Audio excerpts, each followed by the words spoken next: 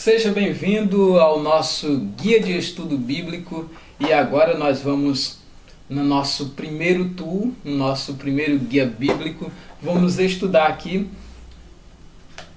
Mateus capítulo 1, vamos estar dando uma olhadazinha no texto sagrado e vendo muitas coisas importantes que podemos, é claro, acrescentar aqui ao nosso conhecimento e, claro, aprender um pouco mais do Senhor Jesus. Querido Deus, eu peço a tua direção e a tua orientação para a meditação bíblica, para aquilo que estaremos aprendendo do Senhor por meio da tua palavra. Guarda-nos e nos abra a compreensão para compreender a tua palavra e faça arder no nosso coração a tua palavra, Pai. Clamo a ti, crendo que a resposta é certa, no nome de Jesus. Amém. O capítulo 1 de Mateus, os versículos que vão de 1 a 17, nós temos a genealogia de Jesus Cristo. E o Evangelho começa dizendo genealogia, livro de Jesus Cristo, né? Livro da genealogia de Jesus Cristo, filho de Davi, filho de Abraão. Uma das coisas que eu quero chamar a sua atenção logo de início é quando diz assim, livro da genealogia de Jesus Cristo.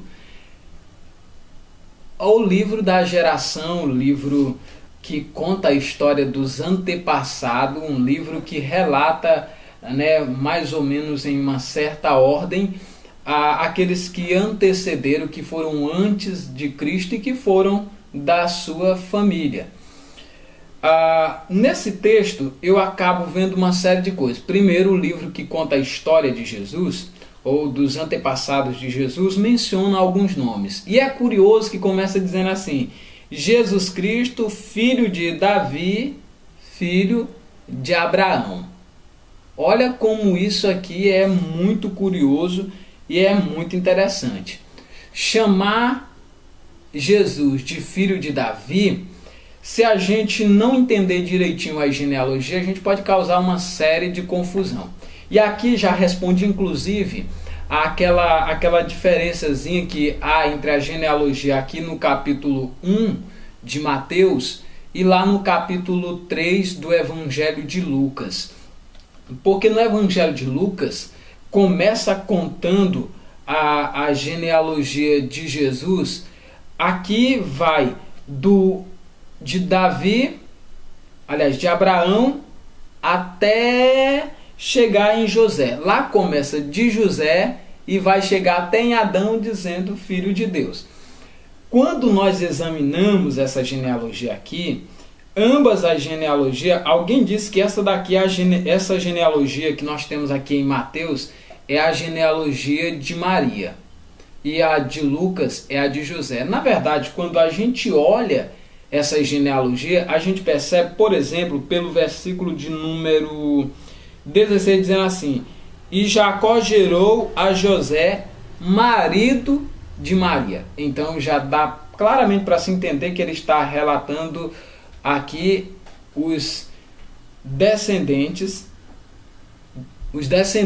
de José.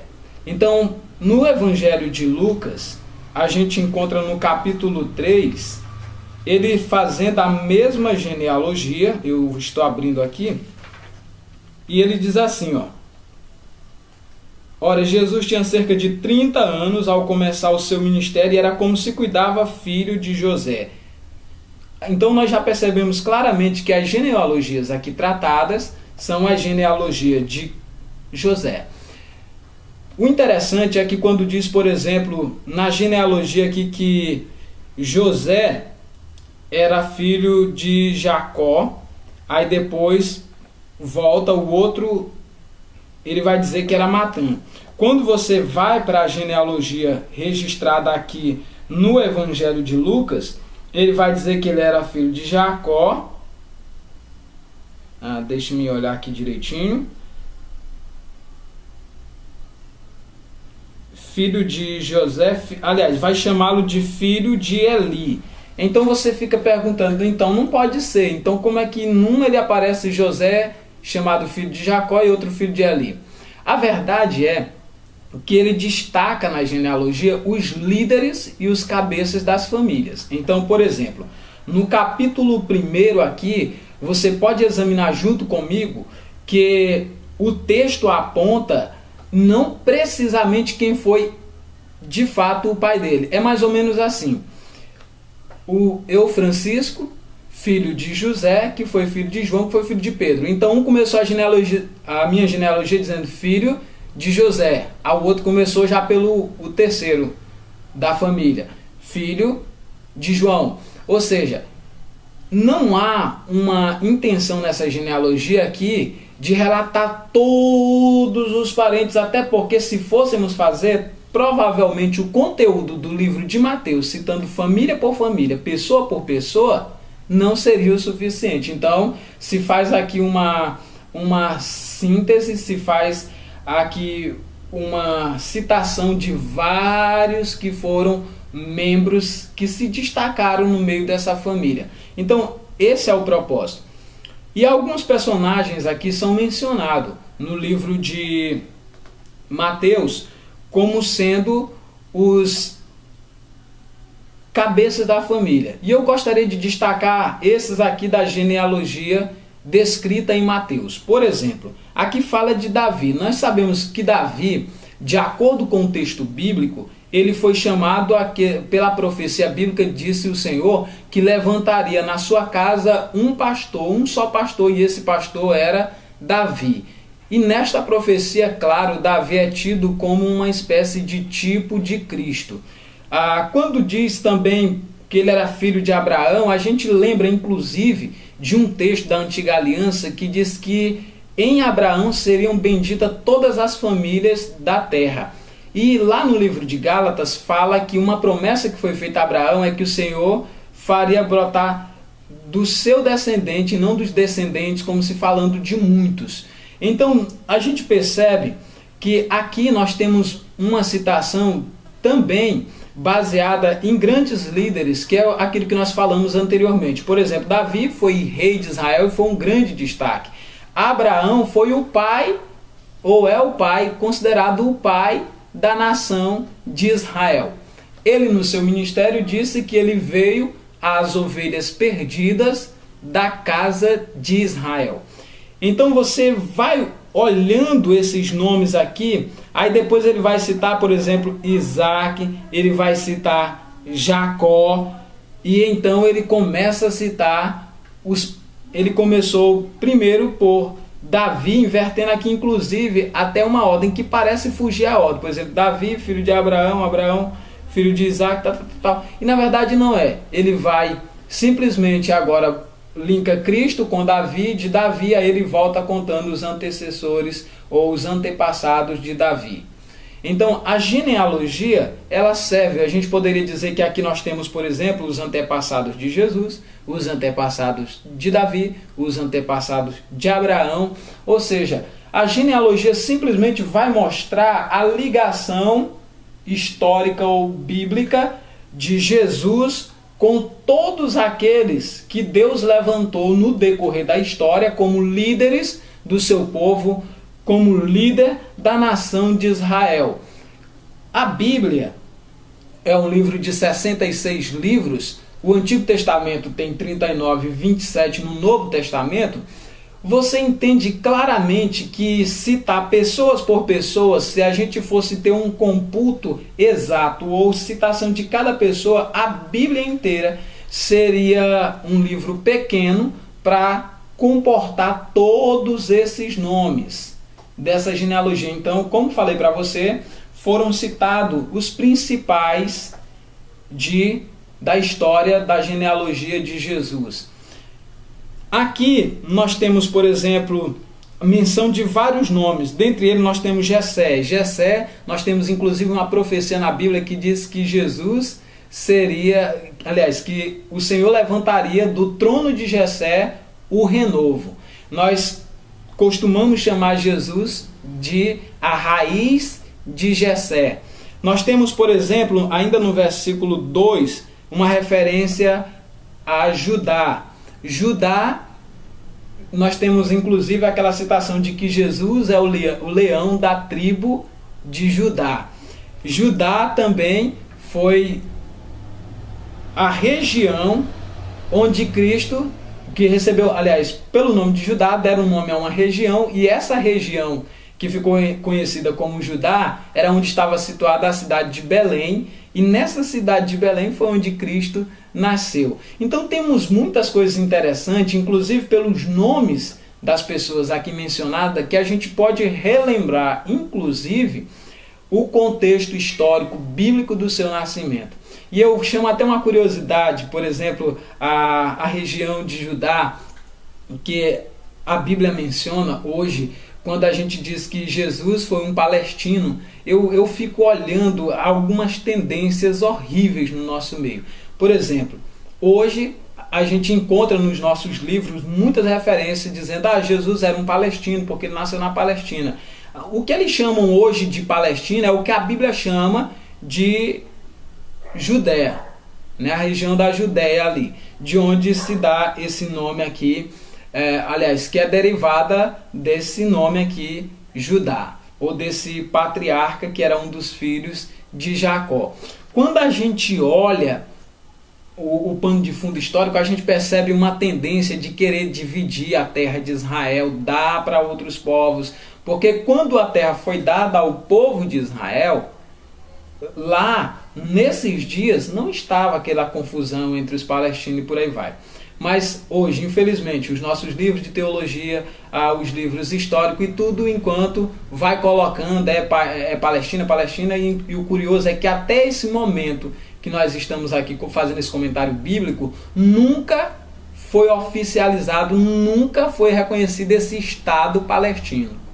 Embora os nossos livros há muito tempo já fazem referência, aliás, há muito tempo não, até porque a história é curta, né? Mas já de algum tempo vem fazendo referência como que já querendo tomar essa parte de Israel. E a ideia, na verdade, é destruir a nação de Israel, porque esse povo, de verdade, eles seriam um cálice de tontear para todos os povos, para todas as nações. Eles seriam um cálice de tontear para todo mundo. E quando a gente olha o noticiário, a briga da ONU e tantas outras coisas, você percebe que de fato é Israel. Voltando para o nosso raciocínio bíblico aqui, eu quero chamar a sua atenção, por exemplo, para Salomão, o homem mais sábio que já existiu na história, que acreditamos ter sido aquele que o Espírito Santo usou para trazer a nós o livro de Provérbios, o livro de Cantares. E então, quando a gente olha aqui, por exemplo, temos a menção de Josias, que fez uma reforma na terra de Israel. Que reforma foi essa? Foi aquela de derrubar os altares dos ídolos pagãos ali, onde as pessoas haviam substituído. Inclusive foi ele que cortou em pedaços a serpente que Moisés havia criado, né, por ordem de Deus. E quando ele cortou aquela serpente ali, ele acabou quebrando ali uma tradição paganizada que havia se infiltrado no meio do povo de Israel. Qual era?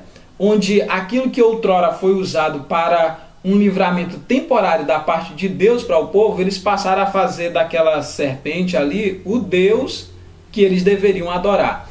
Então eu convido você a entender uma coisa. Por exemplo, quando Deus nos dá uma revelação específica, ele não está formando ali uma doutrina ou um culto a um objeto. Nada do que Deus fez, seja o templo, seja a Bíblia, seja enfim, os adornos, os templos, as construções, tudo que usamos, nada disso é para virar objeto da nossa adoração.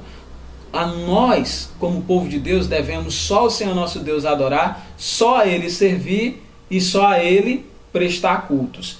Então aqui nesse texto a gente tem o nome de Josias, a gente tem, por exemplo, a citação do próprio José, que foi marido de Maria. Gente, é interessante aqui quando a gente vê, por exemplo, José, marido de Maria, e no texto da frente, o versículo 18 vai dizer que Maria estava desposada, ou seja, comprometida, lá no versículo 18, comprometida ou prometida em casamento com José. Mas o texto diz que de José, que foi marido de Maria, nasceu Cristo. Você imagina hoje uma tradição religiosa aí predominante, inclusive no nosso país, quando fala de José como marido de Maria? Foi aquele marido que nunca teve a intimidade sexual com a esposa? Foi aquele marido que só para dizer que tinha mulher, então casou-se com ela e fez o compromisso de viver uma castidade debaixo de um lar? Isso é tão inconcebível, isso é tão inconsequente e é algo assim tão bizarro para se pensar. O texto menciona José, marido de Maria, da qual nasceu Jesus, que se chama o Cristo, o enviado de Deus, o Messias, o prometido, aquele que seria o descendente da mulher que esmagaria a cabeça da serpente. Quando a gente olha para esse texto aqui, a gente acaba tendo algumas coisas interessantes para se pensar. Por que José é chamado de marido de Maria? O que um marido pode ou não dentro de uma relação com mulher? Então, José, ele foi marido de Maria. Marido. Então, eu sou marido da minha esposa. Eu, então, tenho toda a intimidade sexual com ela de acordo com os parâmetros bíblicos aqui, que à medida que a gente se processando, aliás, o estudo aqui, a gente vai chegando nele. Então ele, como qualquer marido, tinha intimidade sexual. O texto diz aqui, marido de Maria. Se o texto sagrado, se a palavra de Deus chama José de marido de Maria, então por que eu vou divorciá-los? Por que eu não vou fazer dele marido de Maria? Por que eu vou acreditar que ele mantinha relações com ela e essas relações que ele mantinha com ela não tinha nenhum efeito? Ela continuava sempre virgem depois dessas relações. Então, minha gente, a gente sabe que tudo isso são questões criadas por religiões que não têm um compromisso de se render ao texto sagrado.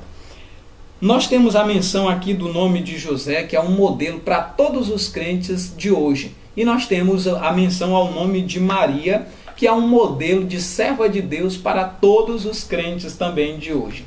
Eu diria que José é um exemplo de paciência, um exemplo de confiança em Deus, um exemplo de proteção e de cuidado pelo próprio Senhor Jesus, porque ele teve saindo de uma cidade para outra, ele aceitou o fato da mulher dele conceber pelo Espírito Santo aquele que seria o Salvador da humanidade. Ele teve visões do Senhor, ele teve conversas com os anjos enviados de Deus, ou seja, isso mostra intimidade, relacionamento. E só o fato do Senhor ter escolhido Maria, que estava num relacionamento ali, um noivado com José, já mostra alguma coisa bem interessante. Maria, por exemplo, ela falou no texto de Lucas, aqui está a serva do Senhor, faça-se em mim conforme a tua palavra. Quando a gente olha para o texto sagrado e vê essa disposição de Maria, que lá na cerimônia de Caná da Galileia disse para o povo, olha, façam tudo o que Jesus vos disser. Quando a gente olha, a gente percebe um exemplo mesmo de serva de Deus. Então aqui eu quero chamar a atenção para muitos ignorantes, inclusive gente no meio das nossas comunidades evangélicas, que quando fala de Maria, diz assim, vê a Maria, vê lá, e tudo. É uma falta de respeito, irmão. É uma falta de respeito muito grande, é uma falta sua como cristão.